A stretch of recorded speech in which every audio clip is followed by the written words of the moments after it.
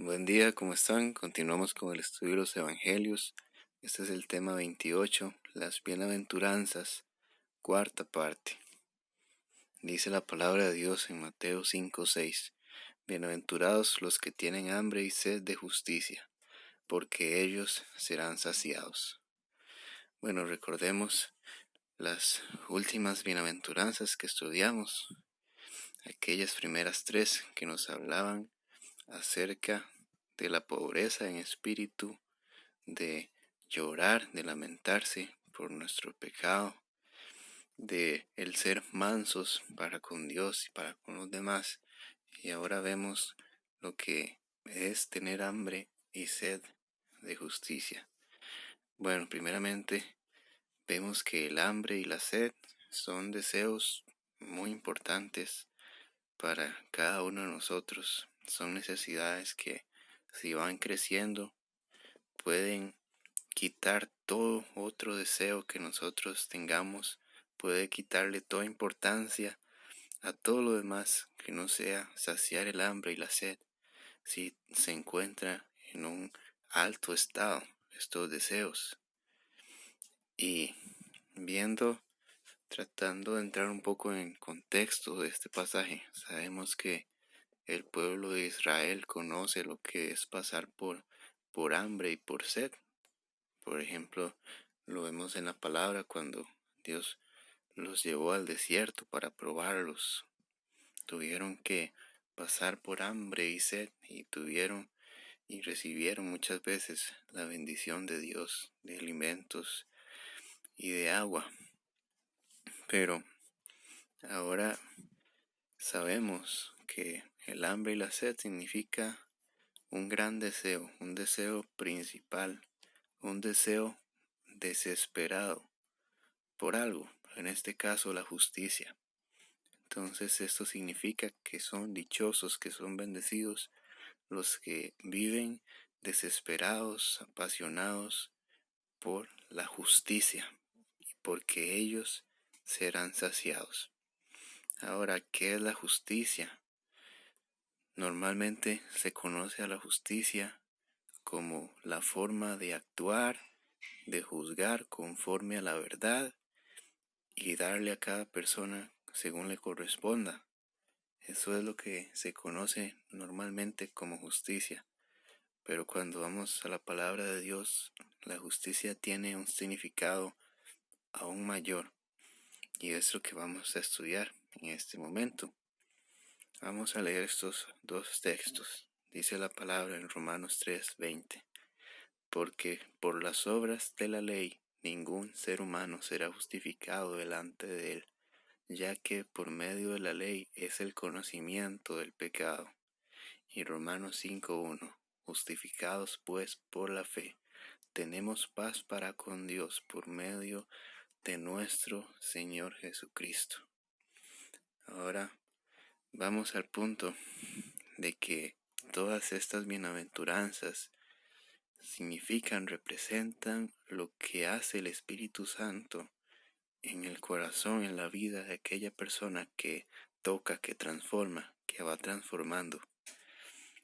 Y aquella persona que reconoce que es pobre en espíritu, que se lamenta por haberle fallado a Dios y por cómo todo el mundo entero le está fallando a Dios, que se da cuenta de la verdad de quién era Él, de la verdad de quién es Dios y de la verdad de la gravedad de su pecado. Entonces esta persona puede obrar y puede juzgar conforme a la verdad, como dice la definición.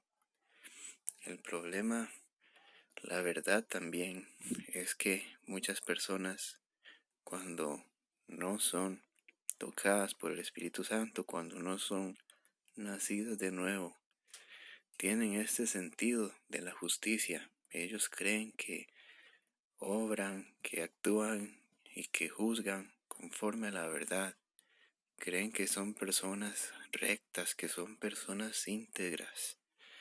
A ninguna persona, sea la peor persona que se considere haya hecho los crímenes que haya hecho, muchas veces no le gusta y se ofende si alguien se refiere a él como alguien injusto, como alguien incorrecto, como alguien que está mal.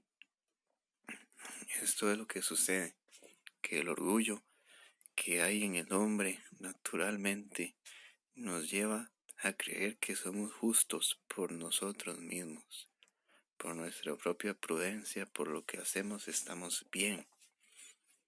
Pero aquellos que son bienaventurados, aquellos que son nacidos de nuevo, aquellos en que el Espíritu Santo viene, como nos enseña la palabra, encuentran que no tienen nada bueno en sí mismos, que no tienen nada que ofrecerle a Dios, que no hay justicia en ellos, que son injustos porque le han fallado a Dios.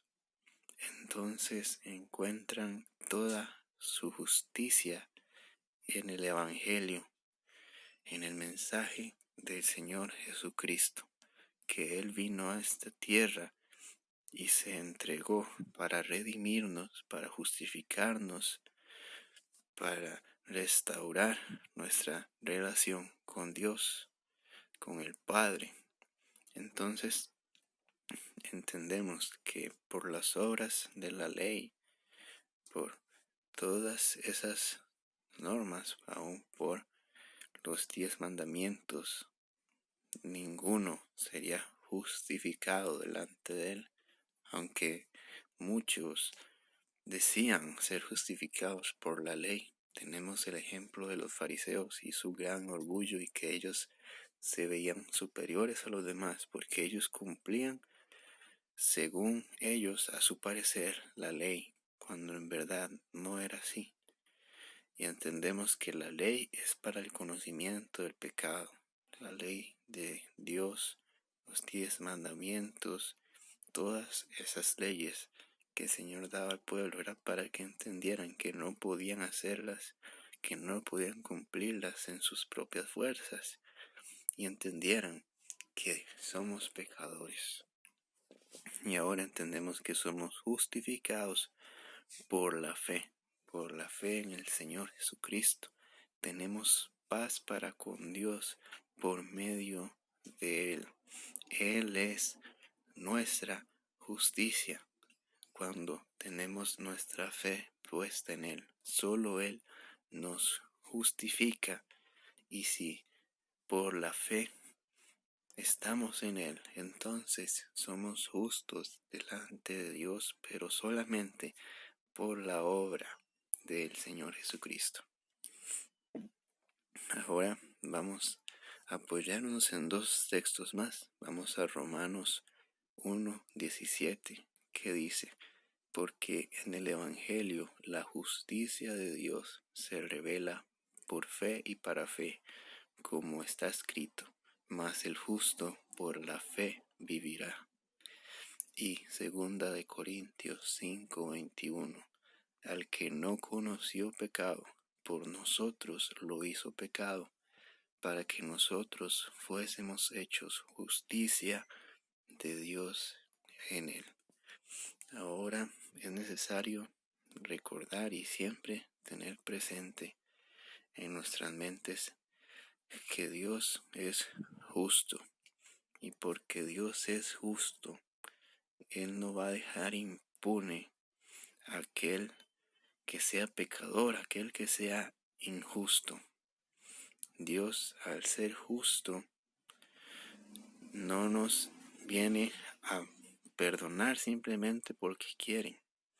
Y nuestro pecado no importa, lo olvidamos, se olvida, no pasó nada con eso. No, Dios es justo y aquel que peque contra Él debe compadecer frente a Él y padecer un castigo, porque Dios es justo, porque hay verdad en Dios, porque Él es la verdad y Él no va a dejar sin castigo a aquel que incumpla la ley.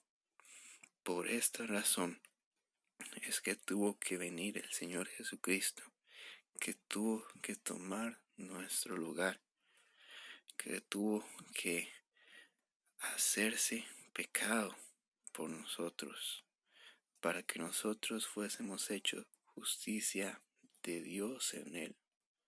Por medio de la fe somos justificados en Jesús, pero es increíble ver cómo la justicia de Dios costó enormemente, tuvo un costo incomparable, tuvo el costo del sacrificio del Señor Jesucristo.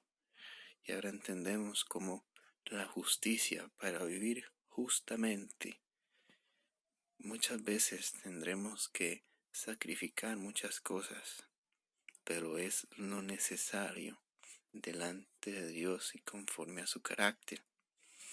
Pero sobre todo entendemos que toda nuestra justicia está en el Evangelio, está en el Señor Jesucristo. Y esto le da gloria a Dios, engrandece a Dios en sobremanera, que nadie podrá presentarse delante de Él y decirle: Señor, yo soy justo, yo te conozco, yo te sirvo, yo te agrado en todo, porque yo soy bueno, porque yo no tengo pecado. Nadie podrá decir esto delante de Dios, pues todos somos pecadores y nuestra única justicia es por la fe en el Señor Jesucristo. Todo lo que somos está en Él. Si hay algo bueno en nosotros, es por Él. Si hemos sido transformados, es gracias a Él. Entonces entendemos que estas personas tienen hambre y sed de justicia, porque es impresionante y muchas veces se nos olvida o no lo vemos con la magnitud que tiene. Pero poniéndonos en el contexto de este pasaje, solo debemos pensar en una persona pobre en espíritu, una persona que entiende que es pecadora y que entiende que no tiene nada que ofrecerle a Dios, que lo único que merece es la condenación eterna. Entonces esta persona se lamenta por su pecado, se lamenta por haber lastimado, por haber hecho tanto daño a Dios, que lo hizo conforme a su imagen y semejanza. Se lamenta, entonces esta persona es mansa, esta persona ya no siente aquel orgullo, ya no se levanta con orgullo a decir que es una buena persona, que le ha hecho muy bien a otros. Esta persona sabe que no tiene nada, está completamente entristecida, está completamente en bancarrota, no tiene nada más que hacer. Y entonces es que aparece el Evangelio, entonces es que aparece el Señor Jesucristo y que vemos su obra como debemos de verla, vemos su obra con los lentes correctos, con los ojos correctos y entendemos lo que hizo Cristo por nosotros, que no tiene comparación. Entonces aquella persona que se encontraba perdida, que se encontraba muerta y sin esperanza, que se encontraba sin nada, al encontrar el Evangelio, la justicia de Dios, esta persona no quiere nada más. El Evangelio, la verdad de Dios, la justicia de Dios, la gran obra de Cristo, es todo lo que esta persona desea, lo que esta persona piensa. Lo más importante en la vida de esta persona viene a ser el Evangelio de la justicia de Dios, de la gloria de Dios. Gloria al Señor Jesús. Y ahora vamos a Hechos 10:42. Y nos mandó a predicar al pueblo y testificar con toda solemnidad, que este Jesús es el que Dios ha designado como juez de los vivos y de los muertos. Entendemos que aquella persona que ahora ve el Evangelio como su mayor deseo, como su hambre, como su sed, que ahora ve el Evangelio como lo más importante, tiene el deseo de decirle a cada persona, de levantar su voz y predicar la palabra y decirle a cada hombre que se arrepientan para que puedan conocer la justicia de Dios, para que puedan conocer el glorioso Evangelio del Señor Jesús. Y nos dice en este pasaje que Dios ha designado como juez de los vivos y de los muertos al Señor Jesús.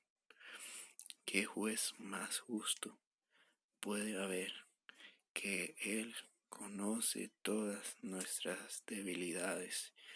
Él conoce y ha pasado por todo lo que nosotros podamos pasar.